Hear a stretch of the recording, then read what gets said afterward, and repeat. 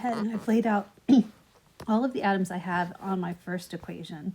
So I have 1 carbon, 1 sulfur, 2 oxygen. On my other side of my equation, on my product side, I have 1 carbon, 2 sulfurs, and 1 carbon and 1 oxygen. So I'm going to go ahead and I'm going to balance my sulfurs first. So if I have, sorry about that. If I have 2 sulfurs on this side of the equation, if I put a 2 as my coefficient here, then I have 2 times 1 are 2 sulfurs, and 2 times 2 are 4 oxygen. So I need to go over to my reactant side, or my product side, and balance my oxygens. So I need a 4 as my coefficient here, and that changes my carbon to 4 and my oxygen to 4. 4 times 1 is 4. And then I need to go back and take a look at my, let's see what I have. So my sulfurs are balanced, my oxygens are balanced, and now I have carbon to balance. So I have 1 carbon here plus 4 there. So I have a total of 5 carbons that I need to balance. So I simply need to multiply by 5 as my coefficient here, and that gives me a balanced equation. Let's try the next one. So I'm going to go ahead and divide my equation.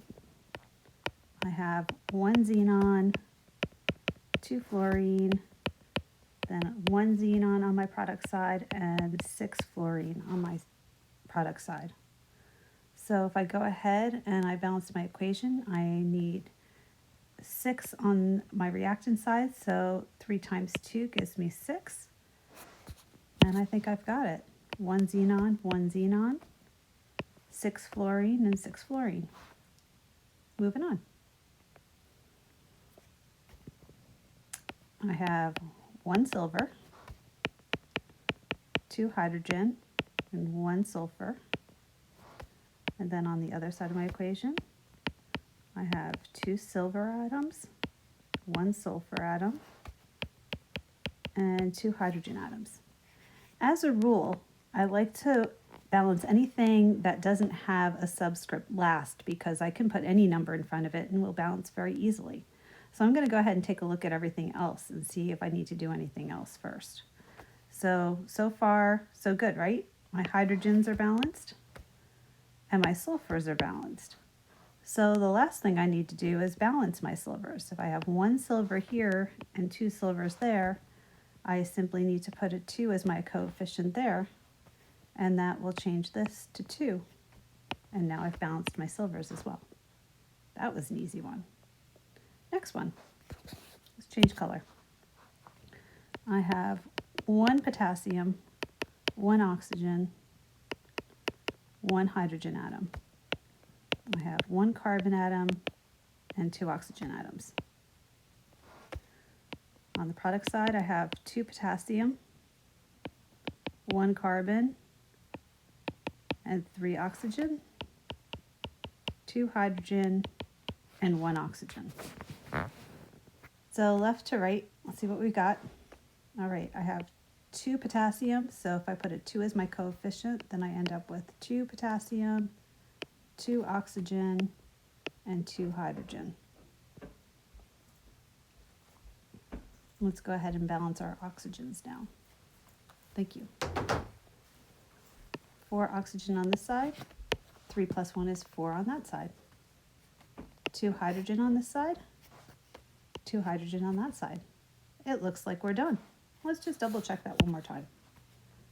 2 potassium, 2 potassium. 1 carbon, 1 carbon. 2 plus 2 is 4 oxygen.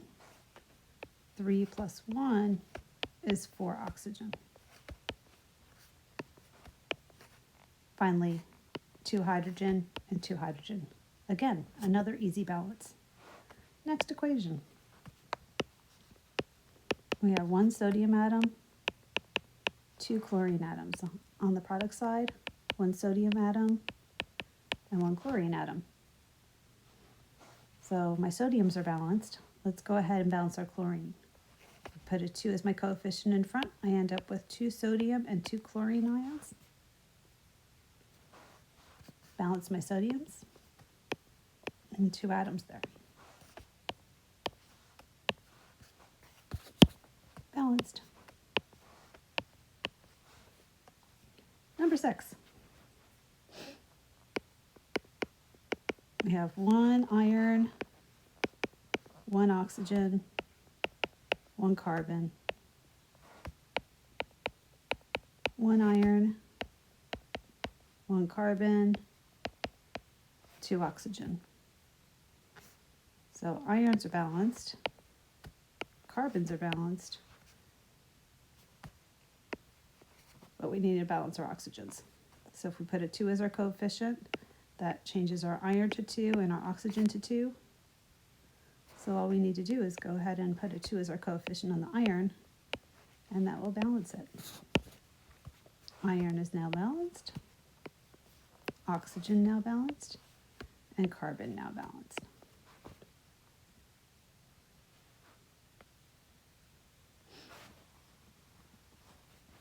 Let's continue on our next video.